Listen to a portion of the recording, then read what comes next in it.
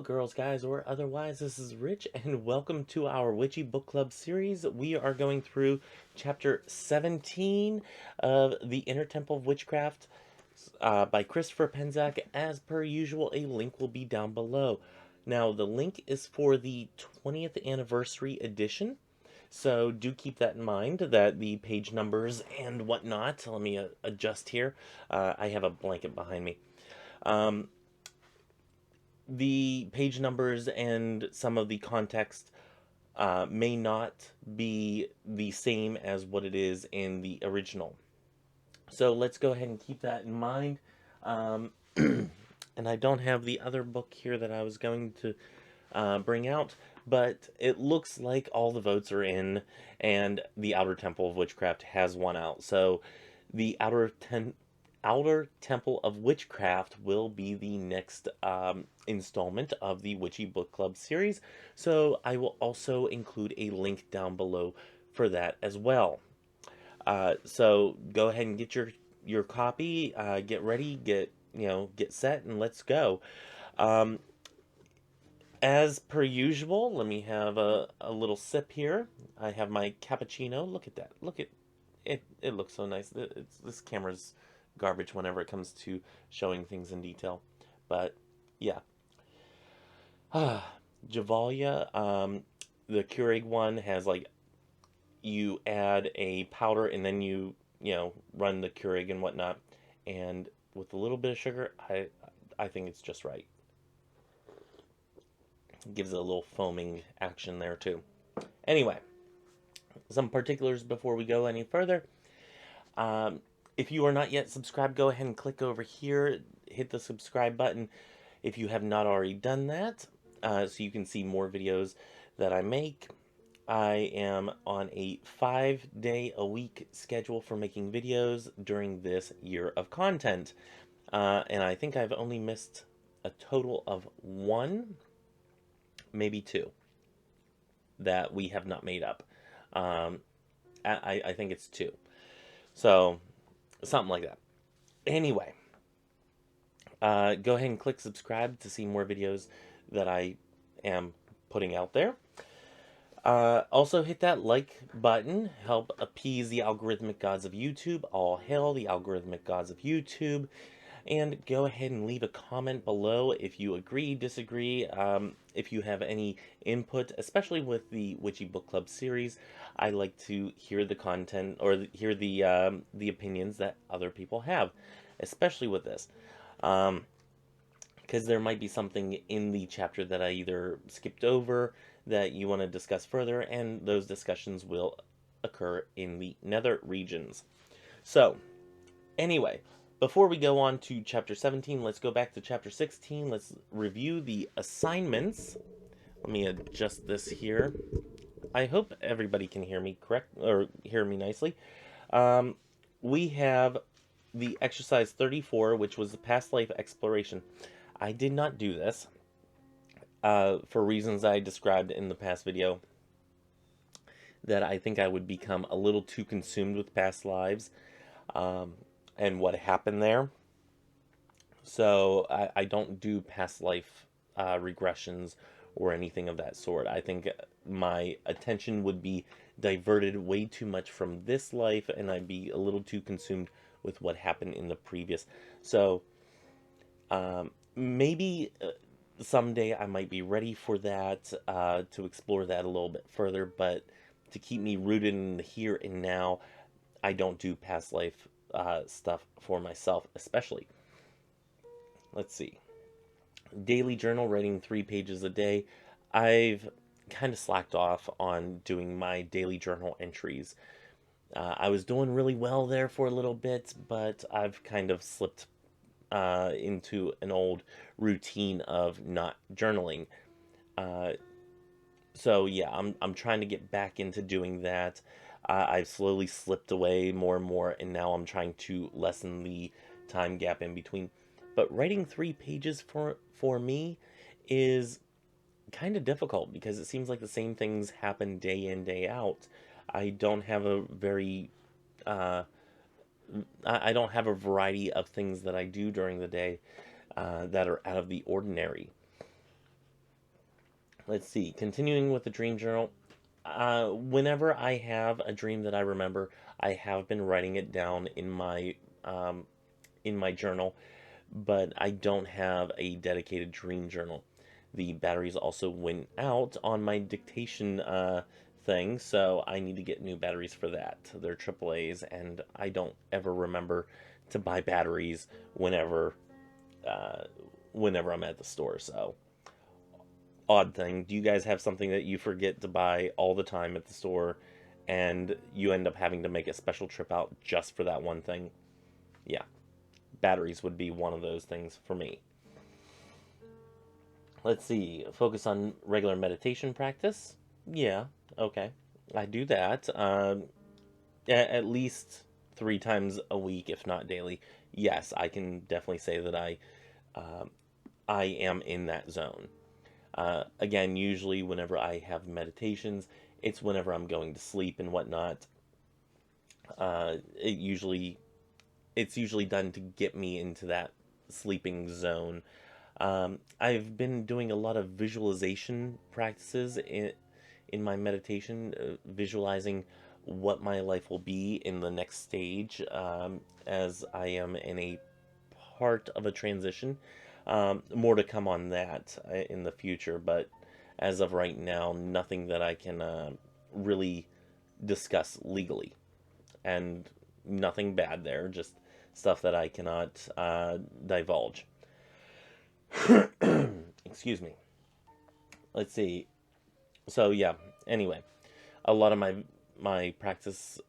meditation practice has been envisioning the next stage of events that's coming within the next month. Use intuition, instant magic, neutralization, light aura reading, and healing scans in your daily life. Neutralization and healing scans I don't really do, uh, as well as aura reading. Light, like sending light and instant magic, I've been doing a little bit more and more. Um, so, yeah. And those were our assignments for lesson 16. Now, lesson 17 does not have any assignments.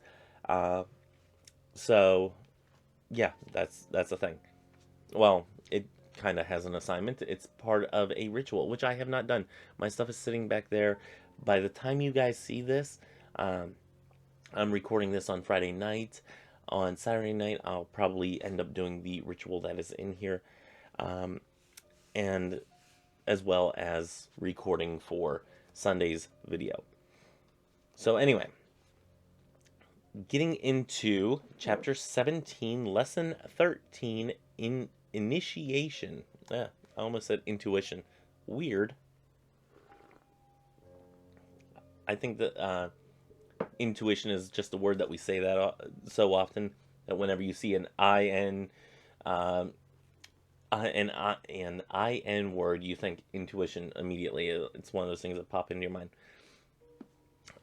Anyway, in the grandest of traditions, let's see how he starts off this chapter and judge from there. Um, okay. The only task left to complete is initiation. Okay. It starts off a little but I like the way that he finishes this small paragraph. Such a task is no small feat. Initiation is a culmination of your work and should never be entered into lightly. Before you do enter into it, understand what initiation means. I like this. He is basically doing what I have been a proponent of for the last, I can't tell you how many years.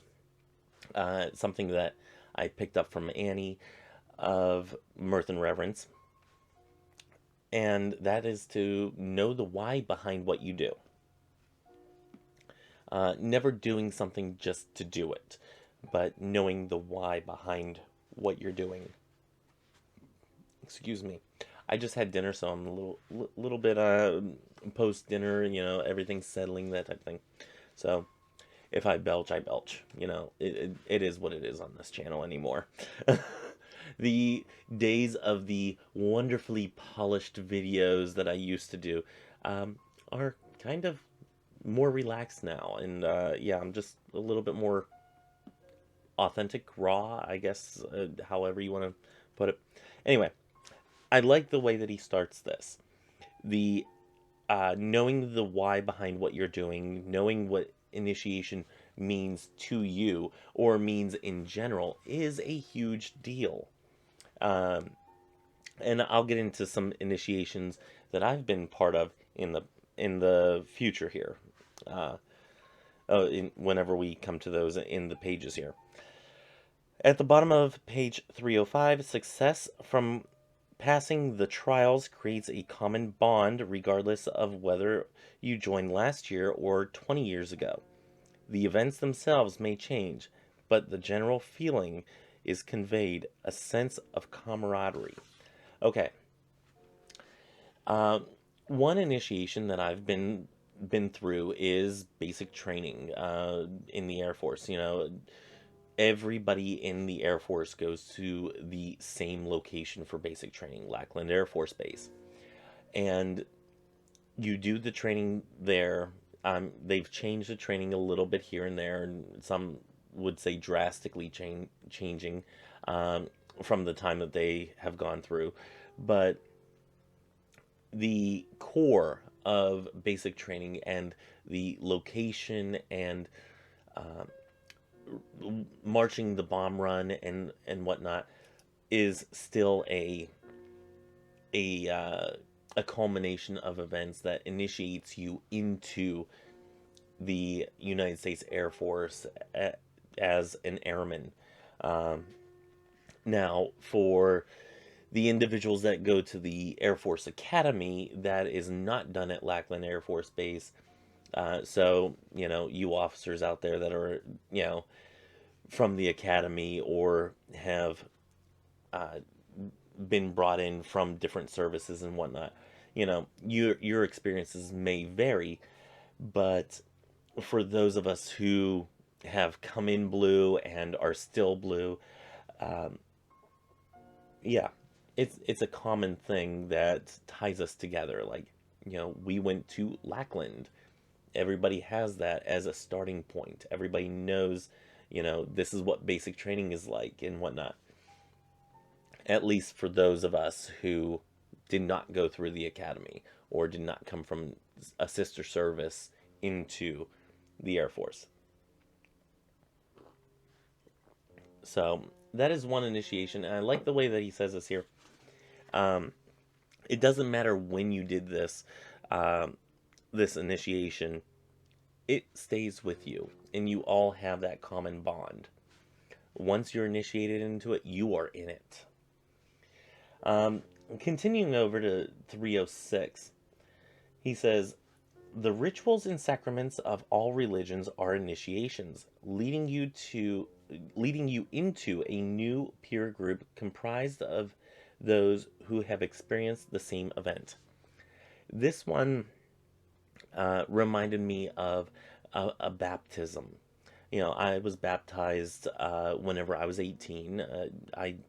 I still very much believe in uh, a baptism where the person is completely um, mm, the person completely knows what is going on and knows the weight of a baptism and what it symbolizes and whatnot. I don't think somebody should be baptized at birth. Uh, is my meaning there. I don't think somebody should be baptized when they're younger, before the age of reason, and the reasons for that are because they are entered into something rather than voluntarily entering into it. And I think there's something special whenever you voluntarily go and get baptized and you know the weight that it carries and what you are proclaiming to the world. So, yeah, what he says here is very much correct. You enter into a new peer group, uh, a peer group of fellow individuals that are baptized, that are professing Christians of some sort, whether it's Christo-Pagan or Christian Wiccan or evangelical or Baptist or Catholic, you are brought into this new peer group where you can say, hey, I'm one of you. The next paragraph, for the spiritually inclined, the new world may simply be a new worldview. This sentence kind of struck me because whenever I came into the pagan part of my practice and I started to look into witchcraft and started to practice witchcraft, I was exposed to a whole new worldview. And a lot of that, I will say, comes from a lot of individuals out there that I watch who are YouTube pagans. My ideas of the whole gender issue, people who choose to go by they or them, or who choose that they do not, that their outsides don't match their insides, the transgender community, that has been a veil that has been lifted, and something that I have been exposed to by the pagan community, and I cannot express enough how much I'm actually happy that I've been exposed to the differing worldviews. Even the concept of it being okay to be gay and openly gay has been something that has been expressed by the pagan community or the pagan YouTubers that I've watched. And the amount of impact that that has had on my life, knowing that if I came out and my entire family disowned me, that I would still have a community there, has been extremely touching in my life. And it's opened myself to a new worldview of, viewing human beings as human beings rather than viewing anybody that is not a Christian, just the scourge of the earth or something like that. Again, I came from a relatively evangelical background, and yeah, I would look down on a lot of people.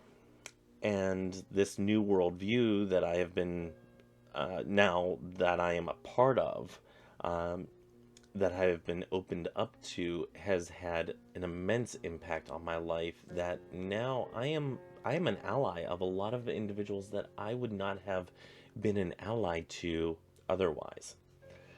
So that sentence there really struck me. Moving on, initiations force one to look at the world through a different lens, seeing a magical world beyond the mundane. Initiations are shifts in consciousness, bringing a new worldview. Again, I agree with this. My experience wasn't really an initiation into the pagan community, but whenever I started watching pagan YouTubers out there, because I didn't know that was a thing, that people did like tutorials. I thought like YouTube was just where you go to find funny clips of, monkeys acting weird or something like that.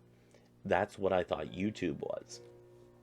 And finding Kara's video, finding their video on pendulum work and using a pendulum board was deeply impactful, and I would consider that my initiation into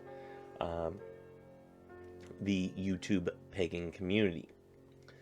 So it definitely did bring a new worldview there. Okay. Excuse me.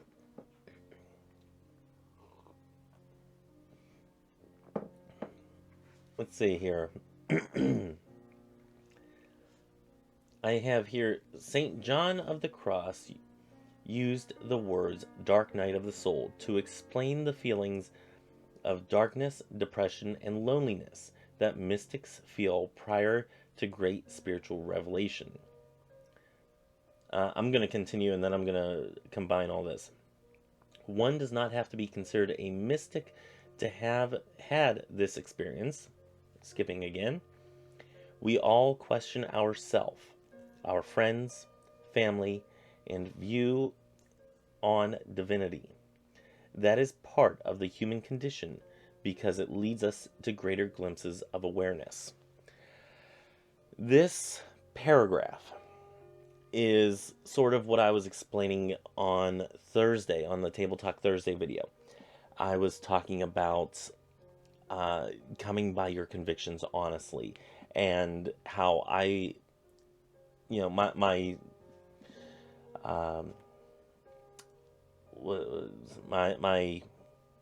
oh, son of a gun, I can't think of the word. My station in life, or my goal in life. What have I done to progress society, or what is my contribution to society, was the question of the Table Talks. And I mentioned in that video that, I will support and defend somebody's right to believe in whatever they believe. And I caveated, I don't even know if that's a word, that by saying, as long as if they come by their convictions honestly. And I did explain it in that video, but this is really what I kind of meant to say, is that you question yourself, your friends, your family, but more importantly, you question divinity, and you keep asking those questions. You poke and prod, you twist and turn, you make sure that you wring out every single last drop of answers that you can out of all the questions that you have, before you commit to a religious view or whatnot. Now, doesn't mean you can't practice, and get your feet wet and whatnot. And if it's for you, great. If not, then you move on. But without really wringing that out and getting all the answers that you can, I don't think that people have necessarily as deep of a spiritual life as they would otherwise. I think when the true essence of somebody's spirituality is challenged, as in a dark night of the soul, and you still come back, and you think you might have lost your faith, but you still come back because you know that there's something there, because you have something in you that is naturally drawn there for some reason whatsoever, and you're willing to poke and prod and find out why it is that you feel called there. I think that is the true essence to a spiritual life, is continuing to ask the questions and demand the answers to those questions. What are you doing? Get up here. Get on there. Charlie's making some weird noises behind me. I'm not editing any of this out, including all the points where I am sitting here trying to think of the right wording. I hope I'm making sense with that. My main thing for people is to really challenge your faith and grow from that. And I think that is a huge part of any faith. So, yeah, I think I can stick by that answer. Please don't hit the mic, baby. Daddy said no. Don't make me move you back. I'll move you back. That's what happens whenever she hits the mic. Okay, I want to move on to page 307. And I'm going to try to speed things up here because we're already like 20 something odd minutes in. The initiations of witchcraft encompass these concepts and more. They are introductions into a special group and a new worldview. Again, I like the way that this is worded, and I like the way that he says, once you are initiated, you are in a special group. You have access to a different way of viewing the world. I want to move on to page 308. No one is asked to renounce Christianity or any faith. Whenever you are coming into paganism, or in particular Wicca, or the type of Wiccan tradition that Christopher Penzak has here, which is considered, I think he calls it the temple. I think I can't remember exactly what he calls it. He actually has a course on his website. Maybe I should leave a link to the website where you can actually take his course on the Inner Temple, or on the Temple series. But I think it is important to note that you are not required to renounce Christianity. This is something that is an old belief, a very old belief, that you are demanded to renounce everything that you have known before. Excuse me, I did not put this on. Oh yeah, Vice President Harris is texting me apparently. Yeah, actually not. They're looking for donations. But yeah, that's what that was. I get those from the DNC all the time. Anyway, moving on to page 309. Let's go back to the 308 one. Yeah, you are not asked to renounce Christianity. This is an old belief that has been perpetuated by a lot of evangelicals, that you have to take a blood oath, that you are once you go in, you can't turn back. You can't come back to Christianity because you have sold your soul and this and that, and that they do all these weird things. No. That's not true. And I even did a video on the pagan perspective. It's called I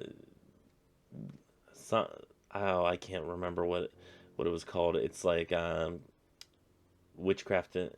It's not witchcraft in the Bible. I don't know. It's not that. I can't remember what it was, but it had this really crazy evangelical preacher lady, and yeah, it was an in-depth video, and I should find that and link to it. If you guys want the link to it, let me know. I'll throw it in a video in the future, or maybe I'll just redo that all together and put it on here, or maybe I'll upload it on here separately, whatever. Anyway, let's move on to page 309. Some long-standing witches may never have the subjective initiation. For those witches who do have a subjective initiation, the process is driven by their own inner divinity and guidance. The initiation comes with a feeling of belonging or coming home. You feel a divine presence or blessing urging you on the path. This little couple sentences here. A lot of people say, whenever they find Wicca, or whenever they find witchcraft, or they find paganism in general, it's like coming home. I have a different take on it. At least whenever Sophia came into my life, it wasn't like coming home. It was like refining myself, or finding an area that I have been to before. I wouldn't say it's home. I've always been home, but something familiar came into my life. But whenever Sophia came into my life, I mean, that the previous example is, in paganism and whatnot, just rediscovering a part of my home, kind of, a part of myself.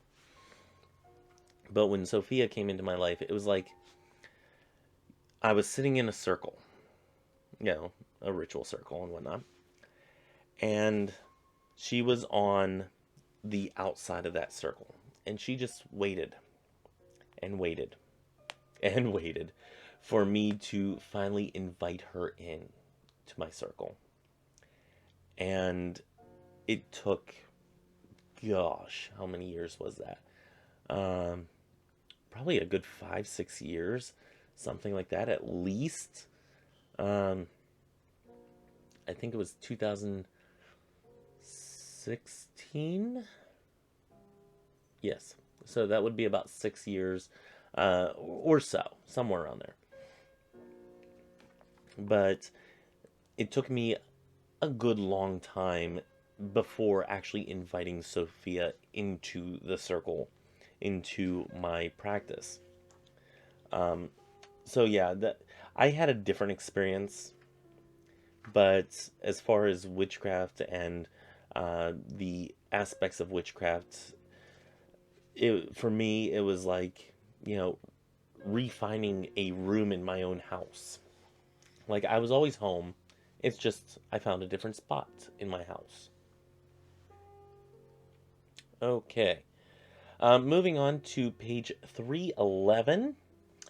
I feel that an aspiring witch must claim personal power and experience a profound connection to all things as a foundation for deeper magical work.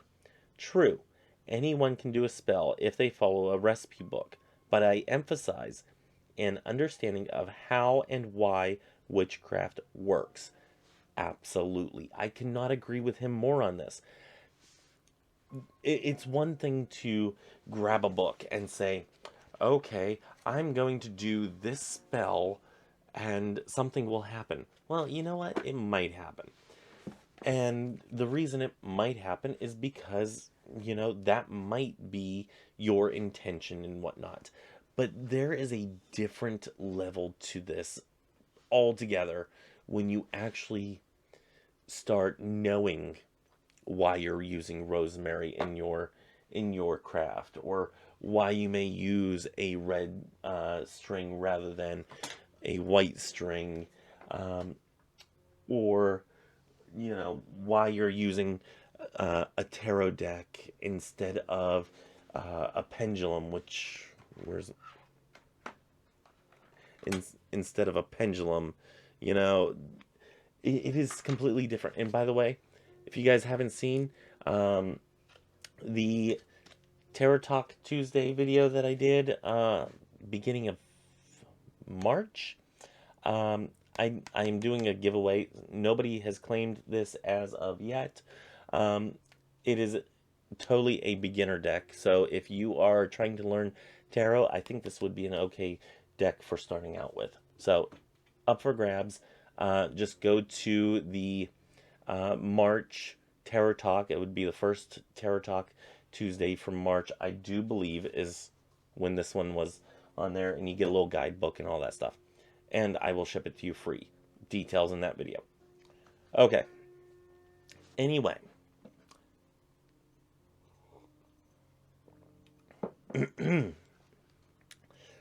I love that he says, about knowing how and why witchcraft works.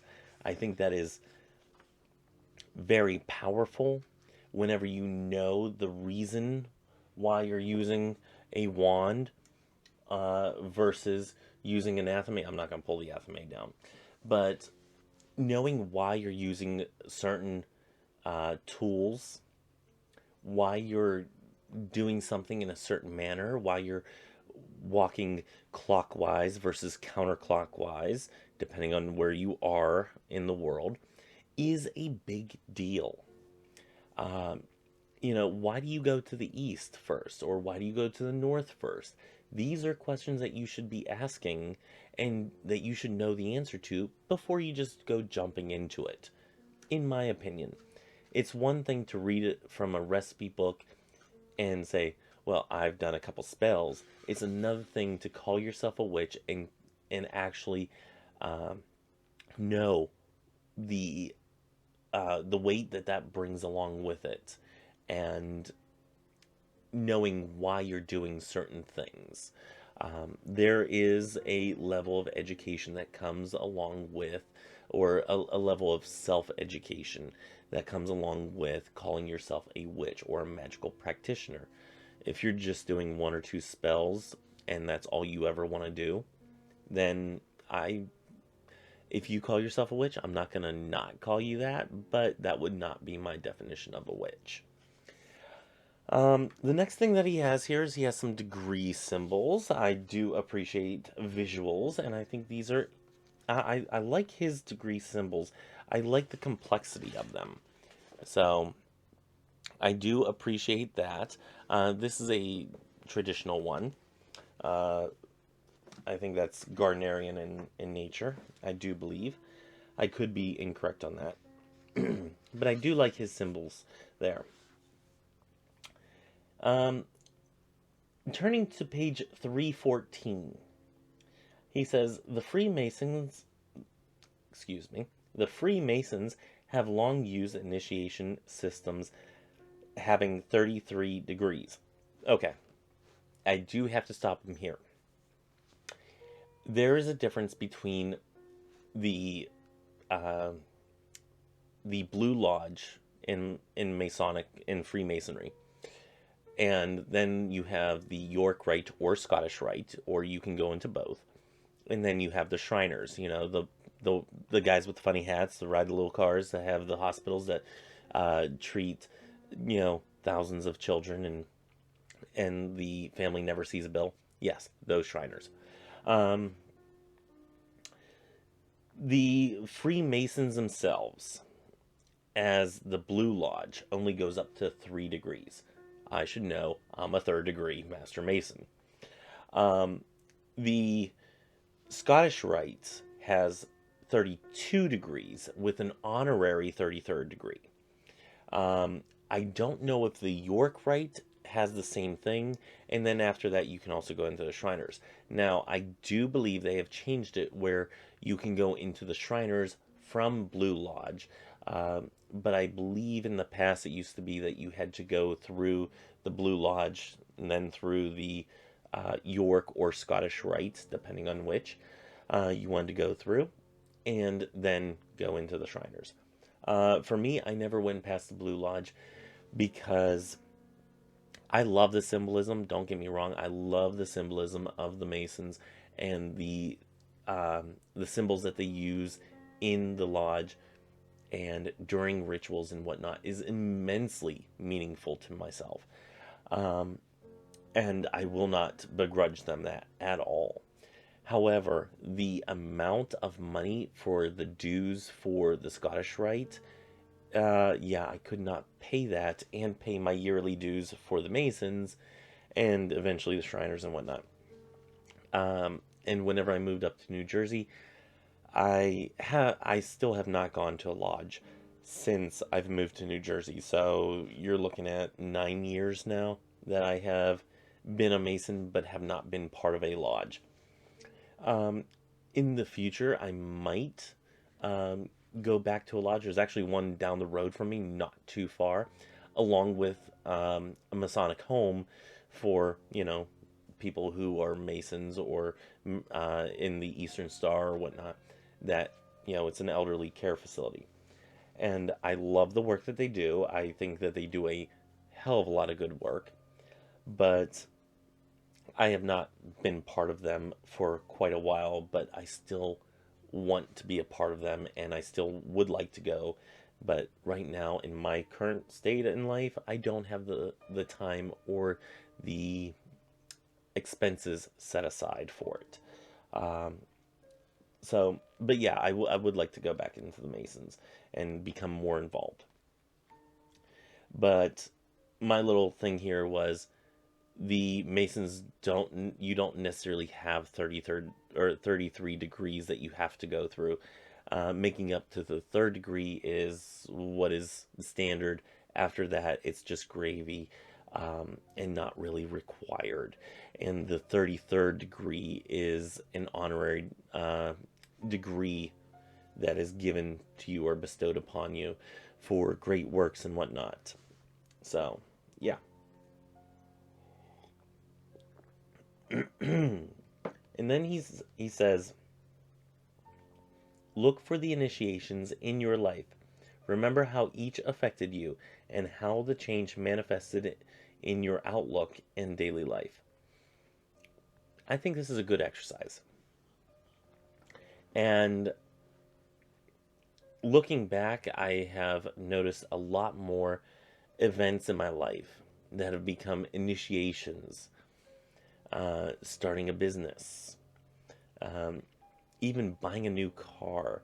Um, I have the first pickup that I ever bought, and it's a piece of crap. But after I got that pickup, I was part of a select group of people that has pickups. That's a type of initiation. It's the beginning of something. Whenever I bought my house, that was the beginning of having a mortgage and home ownership and part of the American dream and whatnot that everybody wants to be a part of, um, or more or less everybody wants to be a part of. But that was my initiation into home ownership and having a place that's mine that nobody can really tell me what I can and can't do in that area. Moving out of the dorms of the military and into my first apartment was an initiation step. You know, there's something so simplistic about sleeping on the floor with an air mattress that, yeah, good times. Actually, I think in that one, I think I had a couch before I moved in. So, yeah, I think I had a couch whenever I moved in there. But moving out of my first apartment, I did literally have an air mattress there, and yeah, it was quite the experience, and it was a transition time. So yeah, I think back at some of the initiation into independence or into becoming a practitioner or becoming a pet owner, a cat dad, which I have a mug that says I'm the world's best cat dad. Fight me on it. I am. Jelly says so.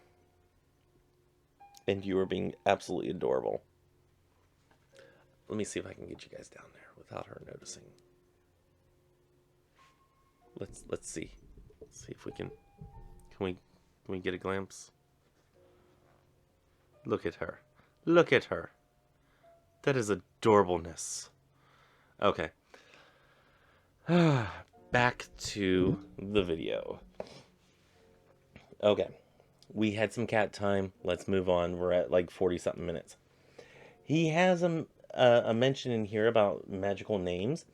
And he says, and I just want to paraphrase this one paragraph here, where he talks about, people during the witch trials and whatnot, during persecutions, witches who did confess may have given out craft names but not legal names, so hoping to spare their sisters and brothers of the faith from a similar fate.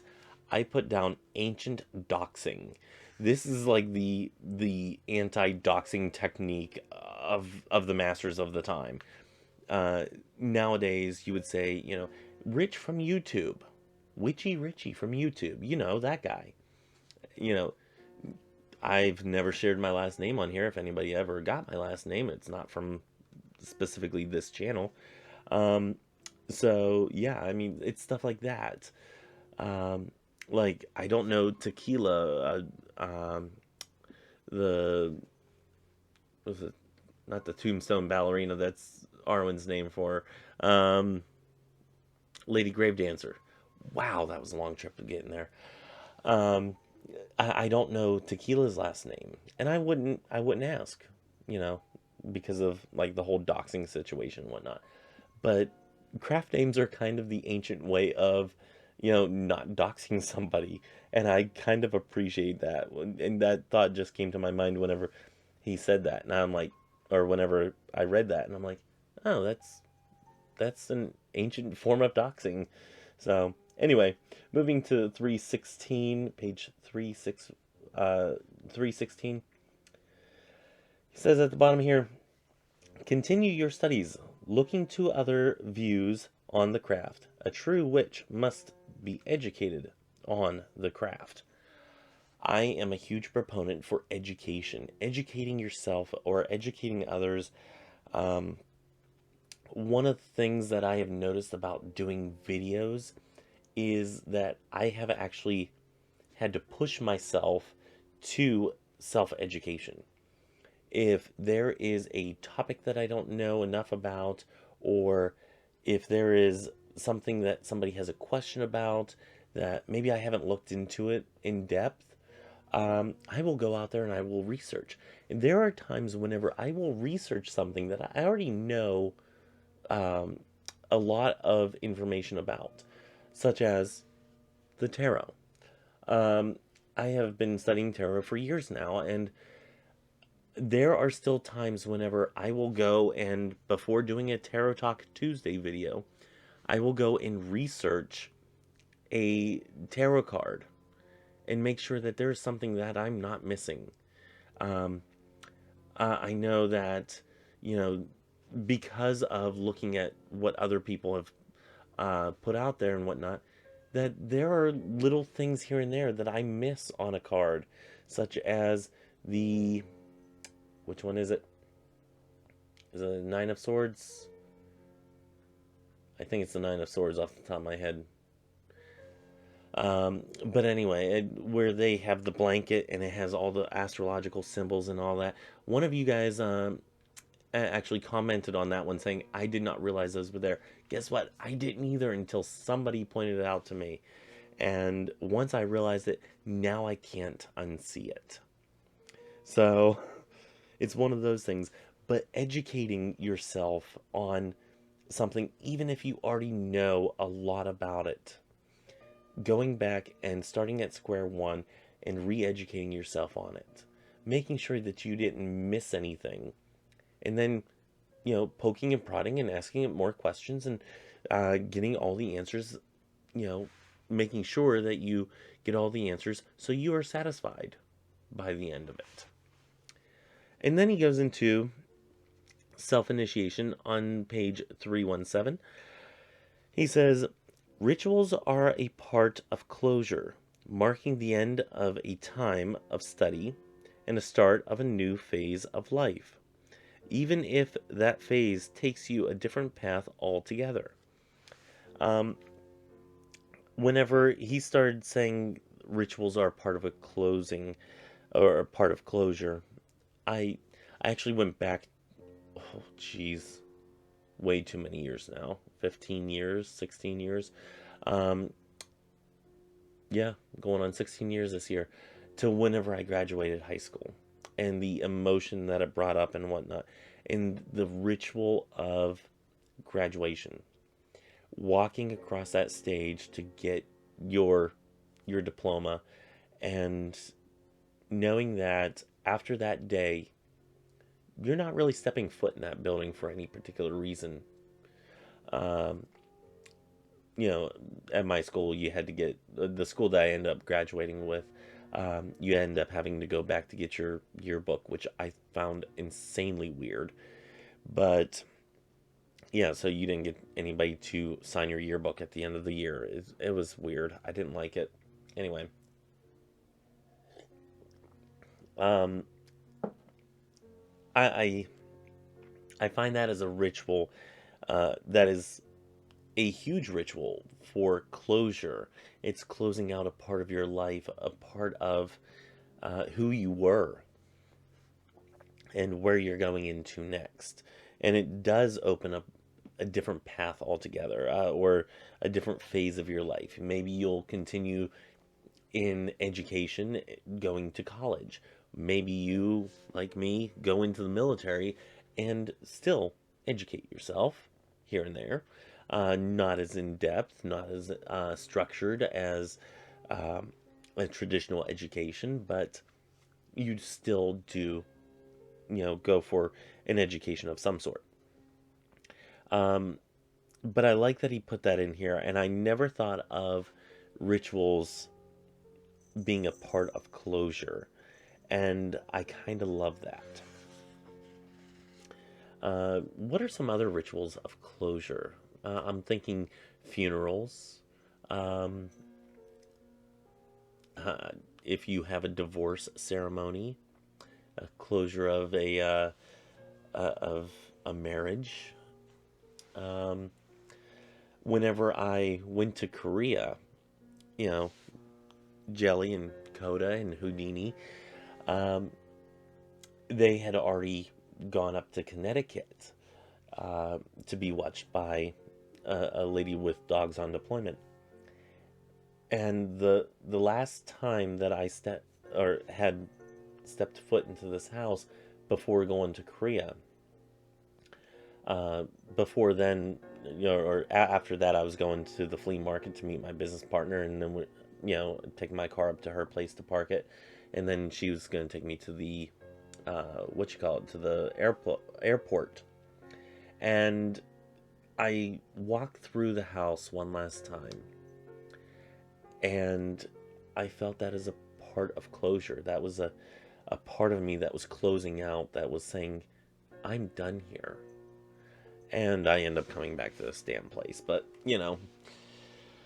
that was a way of closure, of saying goodbye to the house, saying goodbye to the resident spirit, which I don't know if he's still here. His name was Mike. But I think one of the, or some of the individuals that stayed here in between then angered him. And I think he might have left, which I was kind of pissed about. But if my resident spirit is still here, I hope that he is. I hope that he makes himself known again. I haven't felt him in a long time. But anyway, maybe I'll share a little bit more about Mike in the future, but not today. Let's see what else we have here. Then he has the initiation ritual. He has the journey, the choice, claiming your power, presentation to the goddess and god, and saying thanks. And that's it. That's what we have as the last chapter. And he ends up with a blessed be. He does have here in the appendix a self-test. Now, even if you are a practitioner and have been for a while, I would suggest still doing this self-test. Not necessarily to challenge your own intellect and whatnot. And you see Karen over there. Say hi, Karen. Okay, she's bored with us. But not necessarily to test your own knowledge and your own capability of remembering details that were in this text. I would say to do this test as a way of really digging into the why behind what you do. Such as, what are your thoughts on degrees of witchcraft? And do you think there should be a degree system? If you were setting up a coven or a tradition, would you have a degree system?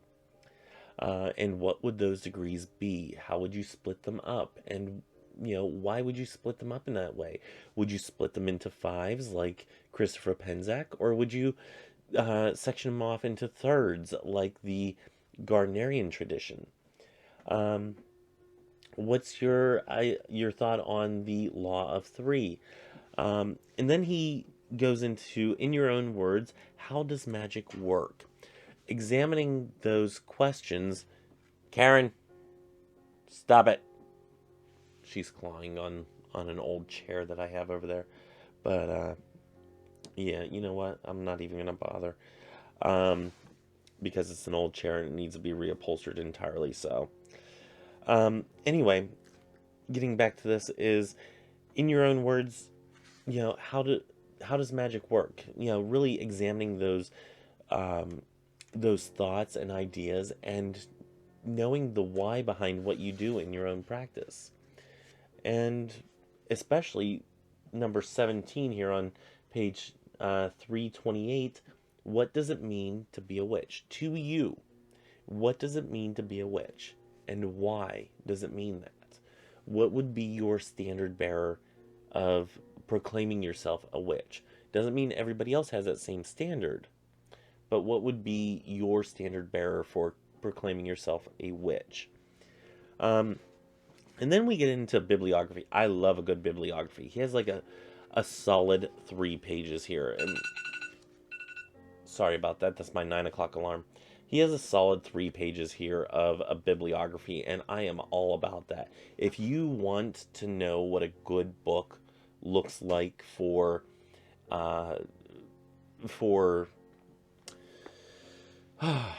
how can I say this? If you want to know what a good book is, as far as a research-based book, a nonfiction book, look at the bibliography. You will definitely know how well they did their research by the sources that they cite. And Christopher Penzak, in his books, has a good amount of sources. Like I said, this is a good 3 pages of, small print and whatnot, of different books and whatnot. And I would suggest, if you want jumping off points of different books to study, definitely go through a bibliography of somebody like Christopher Penzak. Another one is was it the Solitary Witch by Silver Ravenwolf. You may not like Silver Ravenwolf. That book was huge for a lot of people for various reasons. Some people, that was all they had as far as a pagan Wiccan style book.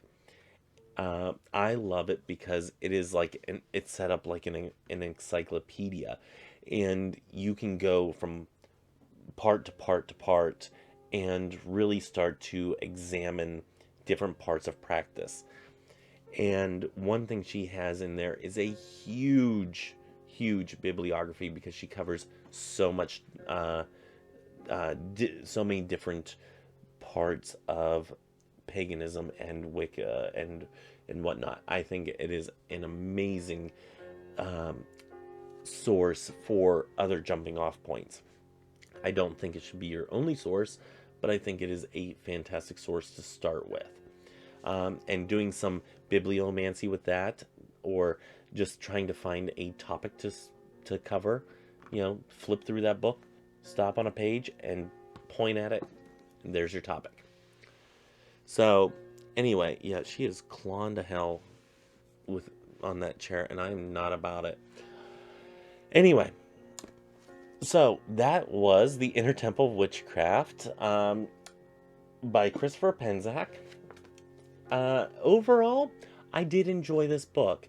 There are certain parts that I absolutely respectfully disagree with Christopher Penzak about, and I would welcome hold on a second, and I would welcome a type of discourse with him, as far as a discussion and whatnot, about this book in its entirety.